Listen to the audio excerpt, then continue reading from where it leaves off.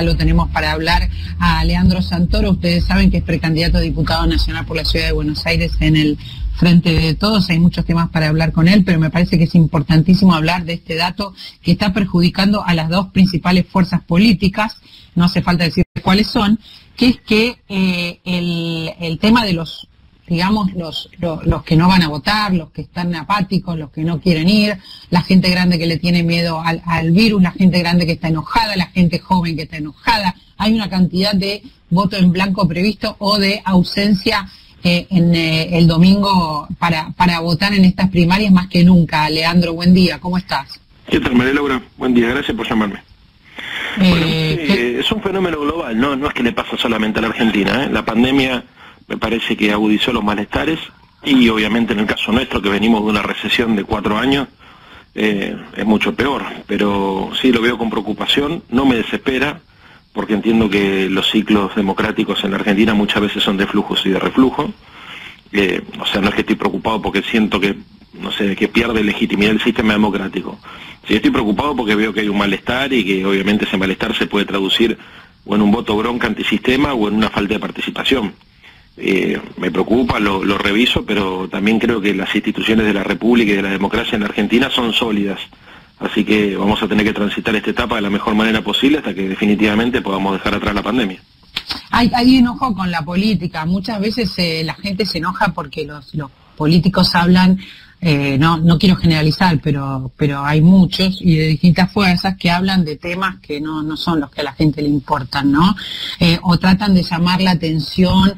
Vale para todos, haciendo TikToks o hablando de sexo, y la verdad es que no provocan empatía.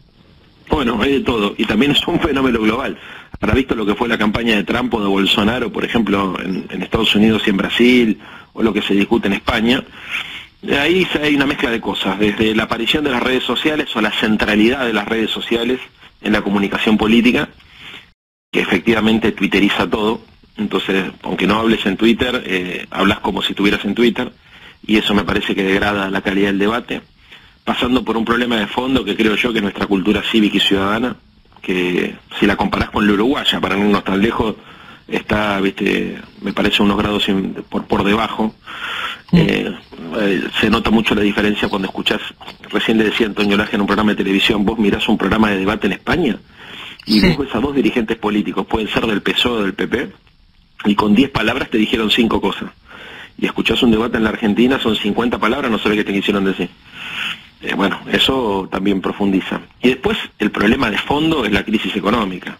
La verdad es que todas estas cosas que hace mucho tiempo que están, se ponen más de relieve cuando la plata no alcanza, cuando perdiste el laburo o cuando tenés miedo de perder el laburo. Pero además hay otra cuestión, ¿no? Justamente sobre este tema que vos estás diciendo, el tema económico.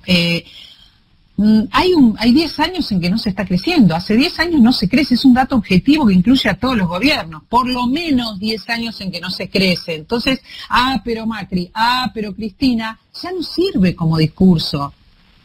No, aparte yo creo que la discusión más interesante es el futuro más que el pasado. Yo también te podría decir, mira, en esos 10 años es un promedio. A veces se ha crecido, a veces no se ha crecido, claro, pero es un debate hasta aburrido, digamos, por ahí para los profesionales, ¿no? Puede ser entretenido para los economistas o para los políticos profesionales, pero la discusión acá es cómo salimos hacia adelante, bueno, cómo salimos de la pandemia. Entonces no yo no quiero discutir. Yo no quiero discutir si es cuándo se subió, cuándo no se subió.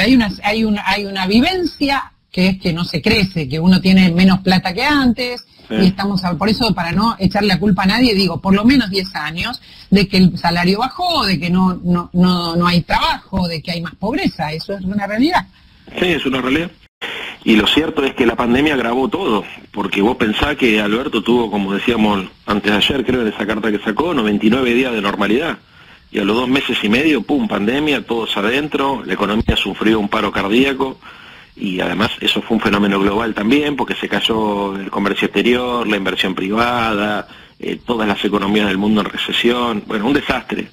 Lo que pasa es que nosotros enfrentamos esa pandemia sin herramientas como la que tuvieron incluso algunos países vecinos, sin capacidad de endeudarnos, sin reservas en el Banco Central, sin fondo anticíclico de reserva, y eso obviamente complicó muchísimo las cosas, pero el rescate que se le hizo a la industria y al empleo en la Argentina, la verdad que muy poca gente puede desconocerlo. Acá nosotros tuvimos que poner dinero para aguantar al trabajo y al capital, a la oferta y a la demanda. María Laura, no fue una cosa sencilla, y en el medio de ese contexto se tomaron medidas, viste, que obviamente son complicadas, pero se tenían que tomar. Por ejemplo, congelar tarifas, por ejemplo, prohibir despidos, por ejemplo, reducir aportes patronales. Viste, yo no sé qué hubiese pasado si otro gobierno de otro signo ideológico hubiese gobernado, si hubiesen sucedido todas estas cosas. Entonces nosotros encaramos la elección diciéndole a la gente, bueno, un contexto horrible, calamitoso. Pudimos hacer esto, hicimos esto, estas son las batallas que dimos, ¿cómo seguimos para adelante? Bueno, ¿queremos construir un modelo de producción, consumo y desarrollo, o queremos volver a un modelo especulativo de deuda externa y de timba financiera? Discutamos. Ahora, ¿cuál sería el enemigo, no? Porque recién hablábamos con Javier Milei acá, y está creciendo la fuerza de Javier Milei, que tiene una mirada totalmente distinta, no solo del Frente de Todos, también de Juntos por el Cambio, les pega por igual, y está creciendo con un discurso que es súper liberal, pero que además tiene una carga violenta. Sin duda, no es liberal, Ojo, es libertario. Yo no creo que ningún liberal, por ejemplo, esté de acuerdo con que hay que dinamitar el Banco Central, ¿no? Para ponerte un ejemplo. O no creo que ningún liberal esté de acuerdo con la misoginia o la carga de violencia que tienen las palabras de ese sector de la ultraderecha. Ojo, viste, a mí me parece que yo puedo tener diferencias con Horacio Rodríguez Larreta como las tengo, pero decirle gusano asqueroso, te voy a pasar por encima, te voy a aplastar con una silla de rueda, viste, la verdad que también hacemos un consumo irónico, nos reímos, pero yo ya no me río más. María Laura, me joda esto, ¿no? Es violento y se lo planteé un largo rato, no gané la discusión, porque él sostiene que todos somos distintos, bla, bla, bla, bla. Pero sinceramente es de una violencia que no le hace bien absolutamente a nadie, ni siquiera a él mismo. No, claro que no. Pero además te digo una cosa, o sea, esto hace también a la convivencia democrática. Vos imaginate esta gente en el Congreso. No sé cómo se discute. Porque, a ver, imagínate si le dice zurdo de mierda a Horacio Rodríguez Larreta, que me queda a mí. no sé qué decir, o sea, ¿cómo se construye un acuerdo su teoría es que todos son la casta política, como dice Vox en España, y que son parecidos entre sí, ¿no? Sí, pero él fue empleado público del general retirado Antonio Domingo Bussi en el 94. Lo hemos hablado con él recién. ¿Viste? Entonces se pone en un pedestal como si... Y es empleado de Urnequian, que es el cuarto contratista de obra pública del Estado. Urnequian administra el aeropuerto Argentina 2000. Cada vez que vos viajás y pagás la tasa aeroportuaria, le estás pagando el sueldo a Milei. Fernando, estuvimos hablando de esto con Milei, se lo recordé recién a Leandro, que está en línea. Leandro, buen día. Sí, justamente fue un hallazgo lo del contrato con Bussi diputado de Leandro Santoro, porque fue él el que difundió, el que hizo público ese dato. Que es interesante porque refleja la contradicción, ¿no? De alguien que insulta o que rechaza absolutamente al Estado, pero también ha sido empleado del Estado en su momento, y sobre todo de quién, ¿no? De semejante persona. De quién. No, lo que quería preguntarte, Leandro, era, bueno, digo, yo estoy de acuerdo con que esto es una contradicción flagrante por ahí de Milei, pero en la crítica que él hace a la dirigencia política, al Estado, hay una cosa que mucha gente comparte, y por eso quizás es que también crecen las encuestas, ¿no? Que la dirigencia política ha hecho pocos gestos, sobre todo en estos tiempos de pandemia, para mostrarse empática con lo que sufrió todo el resto de la sociedad argentina. De hecho, casi no han bajado gastos, ¿no? En términos de, tomemos el Congreso, de rebajarse sueldo o de hacer ahorros, y eso es una deuda todavía que tiene la dirigencia política con la sociedad, ¿no? Con todo lo que ha pasado en pandemia. Sí, pero son dos cosas distintas. Metele que estemos de acuerdo con ese diagnóstico. No es la solución lo que está proponiendo este muchacho. Entonces, ahora yo creo que él identifica un malestar.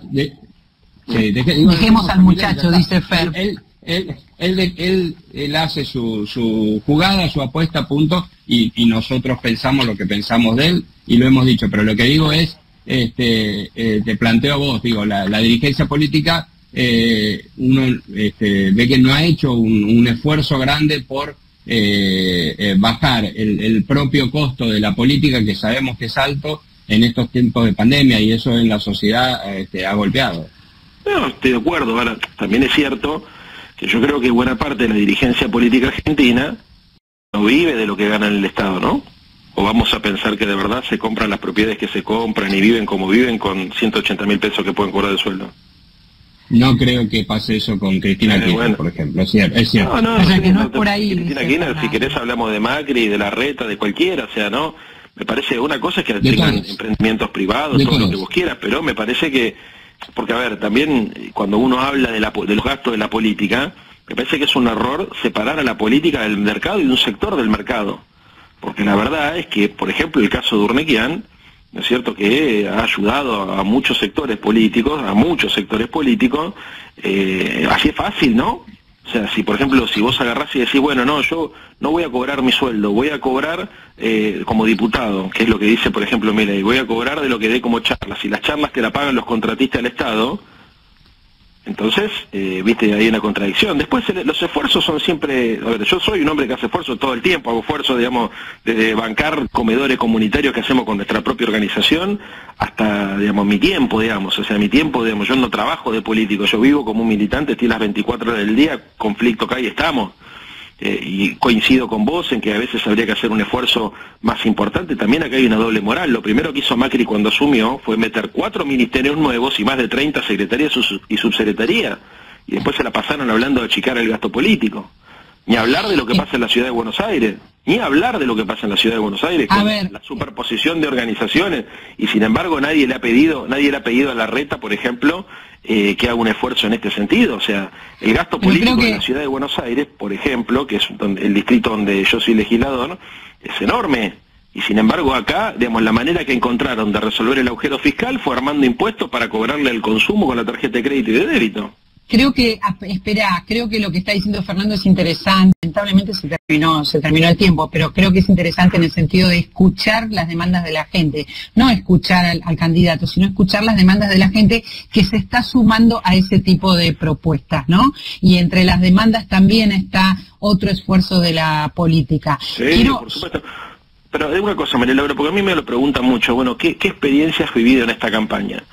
A mí la campaña electoral no me cambia nada. O sea, yo las compras las hago yo, viste, yo vivo en un departamento pequeño, que se ganó mi mamá en el bingo acumulado de Caballito, digamos, de un ambiente, digamos, ahí donde, en el barrio de Boedo, me lo regaló en el 2001.